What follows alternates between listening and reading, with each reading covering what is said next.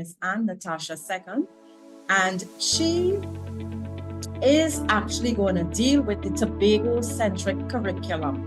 Miss Natasha Second is the technical advisor responsible for policy and design and implementation at the Division of Education, Research and Technology within the Tobago House of Assembly. She acquired a Bachelor of Arts Degree at Augustine Campus in 2000 from the University of the West Indies with a double major in Literatures in English and Geography.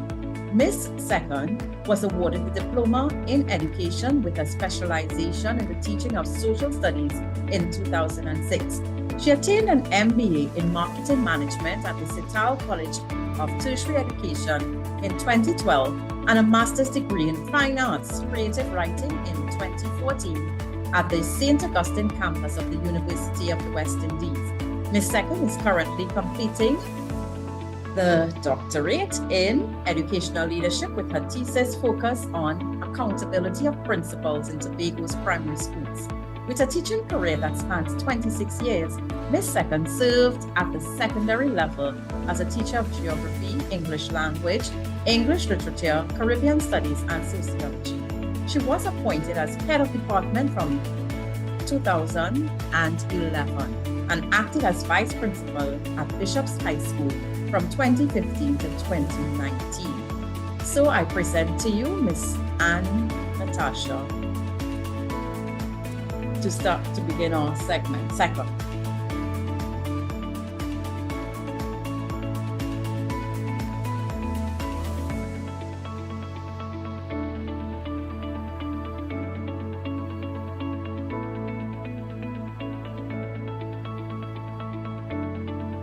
Good afternoon, everyone. It's a pleasure to be here. I am Ann Second, Technical Advisor of the Division of Education, Research and Technology, and I'm also the chairperson of our Tobago-Centric Curriculum Committee. The purpose of our committee is to create a policy that is evidence-based, is driven by information that we would have gathered and discussed with the general public. And the general purpose include the following: to infuse aspects of Tobago's culture, at least the positive elements of Tobago's culture and politics, into the formal curriculum. And the purpose of that is that we can be part of the general cultural transformation movement being spearheaded by the minister in the Ministry of Education, Mrs. Gatsby-Dolly. In the Division of Education, Research and Technology, our spin on it will focus on transforming the curriculum itself. We are going to do that by examining the curriculum standards from the early childhood, primary and secondary levels with a view towards enhancing teaching and learning in every environment that is conducive to teaching and learning, all of our educational institutions. Our objective is to celebrate the more positive components of Tobago's culture and to contribute to establishing relevant quality education throughout our school system.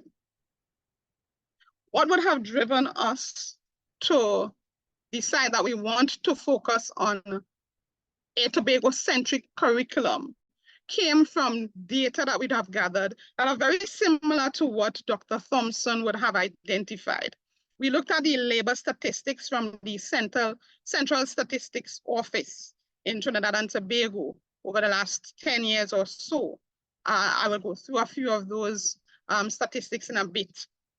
They were quite alarming in terms of what they project for the households of the children that we are raising in our school system. The SEA data, so the academic output of our schools, of our primary schools. We looked at the data from the 2012 to 2022 years, and we compiled it in what we refer to at the division as the Bobby Andrews report. We're also very concerned with the increased levels of crime and violence perpetrated particularly by our young people on the island. We are now experiencing levels of gang violence, domestic violence, gender-based violence that we are not accustomed to on the island at all. And we are concerned with aligning our strategic goals, our policy positions to the United Nations Sustainable Development Goals. in particular SDG 4, that speaks to quality education. So the very first slide I'd like to share with you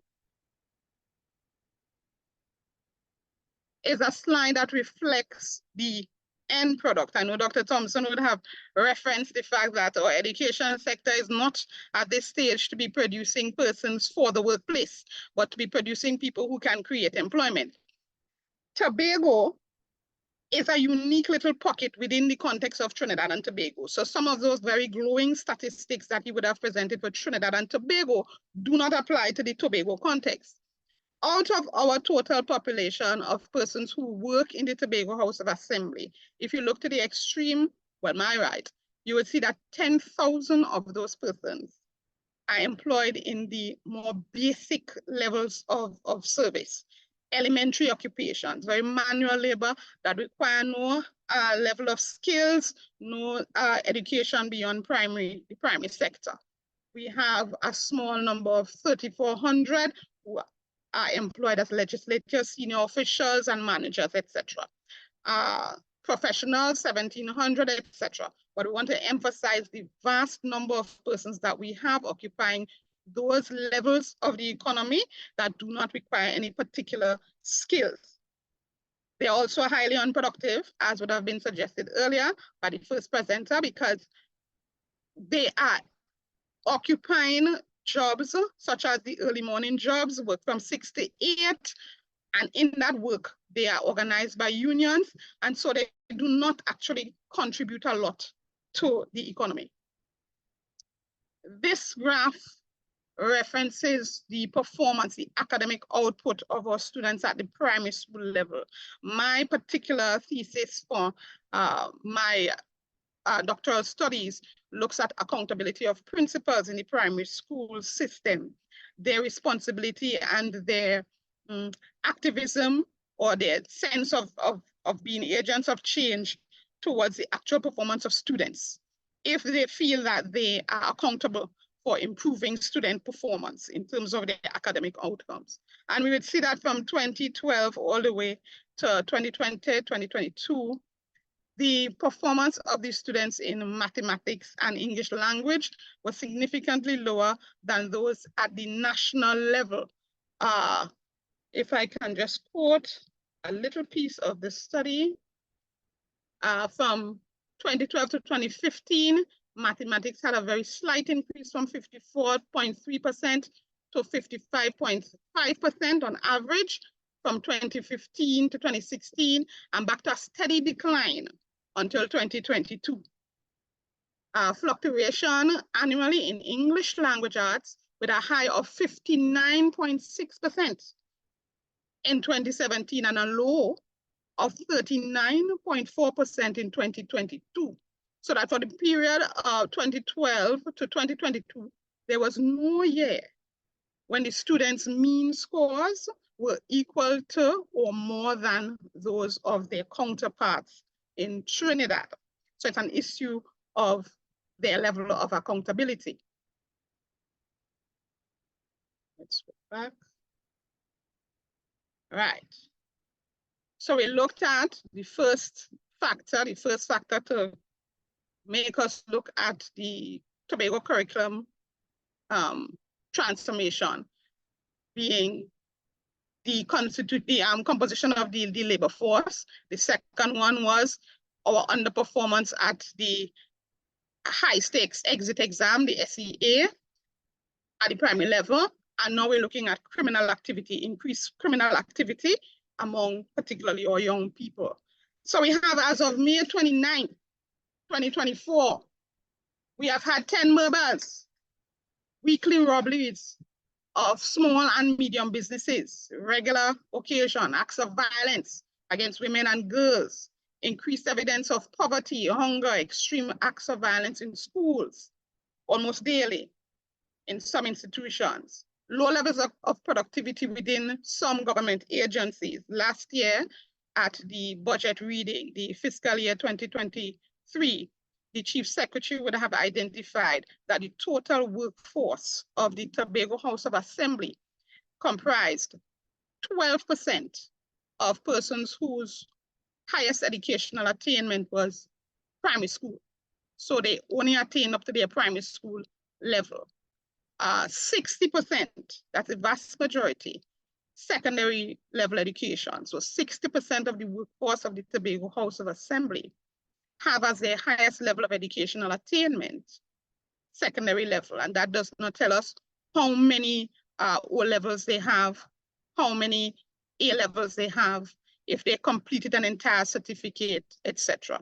So that leaves 28% of the population that works with the Tobago House of Assembly having some level of tertiary education. Again, it did not stipulate whether that was at the bachelor level, at the master's level, or PhD, or professional level.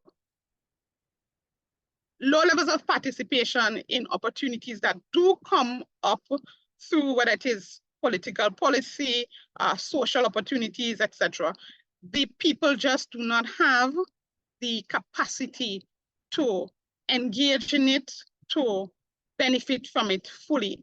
For instance, we have quite a number of initiatives taking place at the level of the agricultural sector, the Division of Agriculture, food security, natural resources, the environment, and sustainable development. But persons are not able to capitalize fully on it because of different levels of illiteracy and different levels of lack of capacity. Parental interest in the formal education sector, because it has become one of the negative aspects of the culture, normal to aspire to getting an early morning job. I believe the Prime Minister would have referenced that in one of his conversations recently, his public conversations. We have a structure that has allowed a number of persons to obtain employment without any qualifications academically, and they would have been able to continue to pursue the entire career without the need for any kind of personal or professional development. And if that is the case, they would not have felt the need to encourage their children to pursue academics. Their concept of it would not have been as the middle class or the upper class would have appreciated. So with this information and understanding that our society is in some level of social trouble, we do have a very low appreciation for tertiary studies.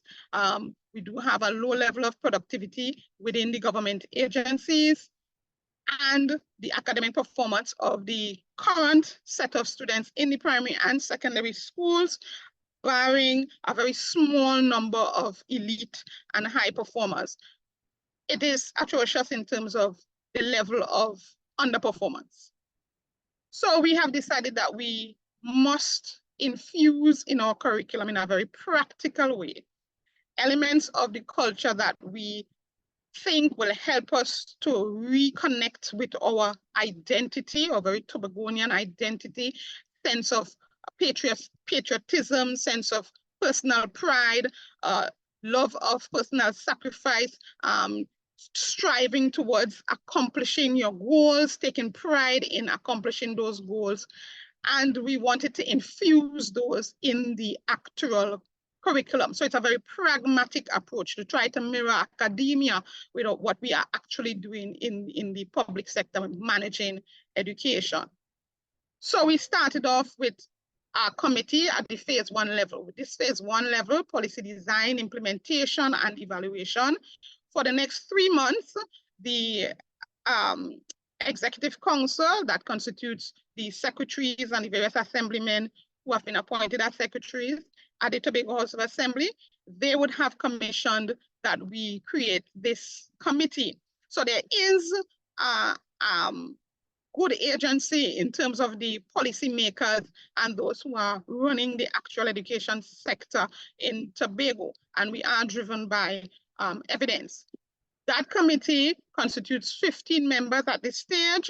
We are mandated to produce some policy directive over the next 3 months, and we are currently examining the curriculum standards at every level, early childhood, primary, and secondary level, to explore various ways in which elements of the Tobago culture can be infused. So we're not trying to rewrite the curriculum. That's not the task. It is to add or to incorporate the actual images, the realia, the methods of assessment, etc., that bring us back to those values of the Tobagonian culture that can help us to improve teaching and learning.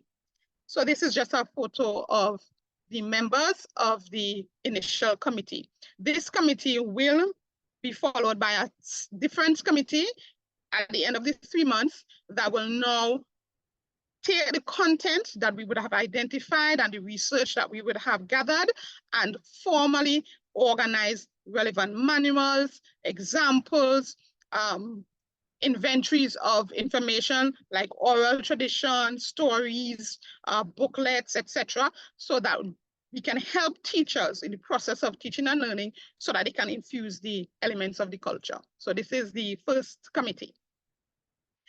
The members here would all have been selected by a very transparent process where the members of society would have been asked to volunteer the names of persons that they felt would suit the task, and they all had to fit into these particular topics, groupings of subjects, so to speak.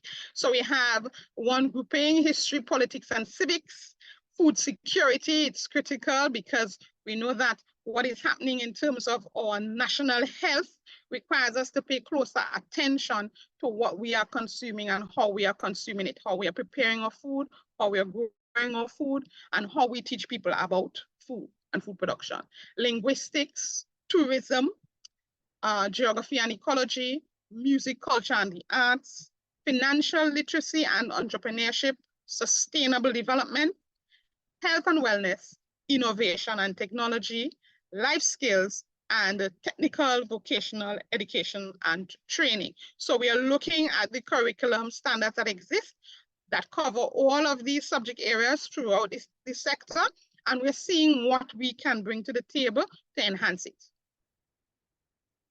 So initially, when we began the discussions, we did have some concerns expressed. We do have teachers on the committee, and they felt that they would be challenged when they're completing the existing syllabus and curriculum, that implementing it in the classroom might be a problem. A number of persons felt that, you know, there's this disconnect between those of us who create policy and those who have to implement or enact the policy. What we would have used to overcome that is the idea of extensive stakeholder engagement. So we are very open. We discuss the processes that we are following far and wide. And we engage teachers, principals, school supervisors, parents, etc.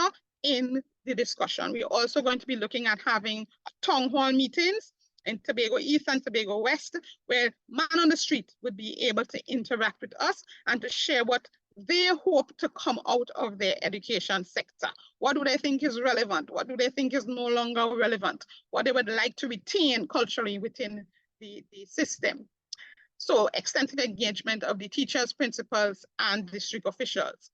Another challenge that they felt we had to overcome was appreciating the general philosophy behind infusing the Tobago culture in the daily lessons at school. We want people to be able to have not just manners and respect, not just on themselves and their teachers and so on. We want teachers to respect students. We want students to respect teachers.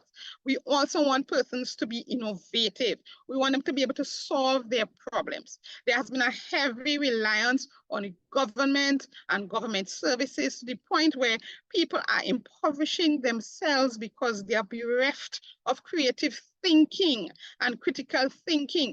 There are so many ways to resolve our problems, and we learned those things as children through programs like Girl Guiding, Boy Scouts, and so on. You learned how to create a meal with no pot, with no matches, and so on. You learned how to organize your schedules and so on. how to keep your books and so on. You learn the discipline of those things back when we were children. So we need to incorporate those kinds of skills, even as our children have a different experience with the technology and the microwave society, the TikTok influence and so on. Even as they are being bombarded with those things, we need to extract the values that helped us to be problem solvers and creative thinkers, so that they have an alternative to the attractions of gangs and gang violence and so on. And assessment, we were thinking of how, as a concern, how do you assess the cultural infusion in the lessons and in the general curriculum and so on. Authentic instruction comes with authentic assessment, portfolios, scenarios, etc. So there are systems in place for them. Teachers simply need to revisit what they learned in the colleges, the times when they used to enjoy the business of teaching and learning before it became a bit of a bureaucratic nightmare. So an example of our current work, because we already started. So one of the teachers would have, for instance, pulled out the actual syllabus to try to infuse elements of the culture. What we want to do right now, we want to create manuals in the places where we know we have no manuals and no content support. For instance, the life skills educator indicates that they have no actual manual to guide life skills. They have to pull these things out of the crosswords booklets and so on. And they are very different in terms of the content. So we are looking to create something because nothing currently exists to satisfy what they need to teach the children. Where the concepts are universal, for instance, in healthcare, oral health, mental health, etc., we would like to source images, reality, etc., to help us to connect to the Tobago identity and the Tobago value.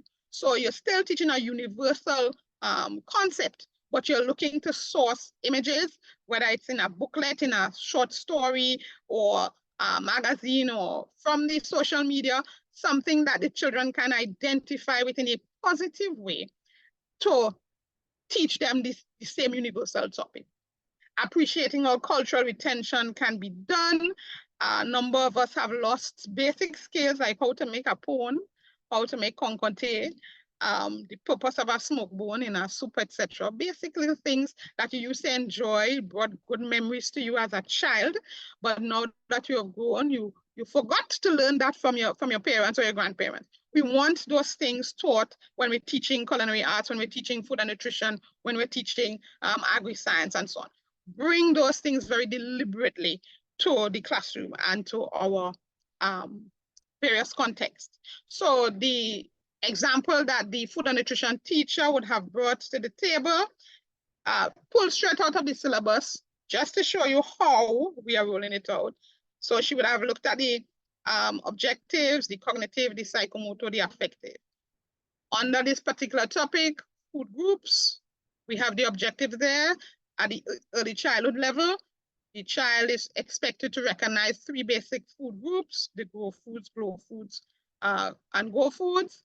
What we want the members to do, if we look at that objective, this is just to show what we are doing, the process that we are taking.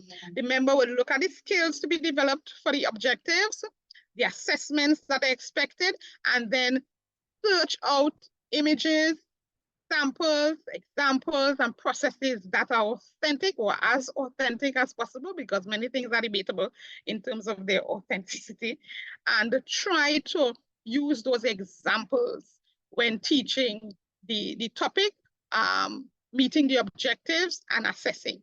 Right, so the second objective, identify one local produce grown in Tobago associated with each group. So a content like that actually asks you for something that is local. Where that does not exist, we intend to try to the best of our ability to add it to the syllabus. What do we require for the research to ensure that our policy is evidence-based? We have For example, on the politics, our early construct of the Tobago House of Assembly, we would need to have the assemblymen's records in terms of what they experienced at the time, what they perceived as their struggles. It's relevant now in the discourse in terms of Tobago's autonomy, as we are pursuing greater autonomy and we require greater sense of responsibility and so on. We want to understand the history of that original construct, and we will examine that through, for those who are no longer alive, their books, their essays, their speeches that are recorded. And for those who are alive, still with us, we'll actually conduct the interviews to be able to record these for posterity. Literature, we want to explore those pieces of literature that are actually published or unpublished. They're just written out there, and encourage persons of Tobagonian origin or who have interacted in any way with Tobagonians to write and to produce content that we can utilize in any of the subject areas. Recording the folk songs, the dances, the stories, and the legends.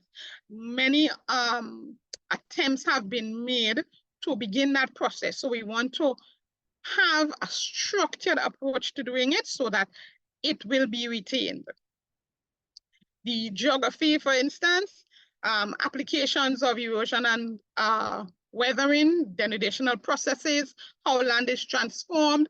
We want to look at how those things practically impact areas of tourism development, how our economy, economic and social development is impacted by our actual landscape, and how those things are transformed by new developments and projects. Land management, land use, the socioeconomic growth and development associated with any kind of construction, any kind of development, whether it's hotels, whether it's roads, hospitals, etc. How they affect the soil, how the soil affects the water, and how we should live in order to recycle and control our resources. Mitigating against natural disasters is also a key focus. And how are we rolling out? We begin with our committee number 1.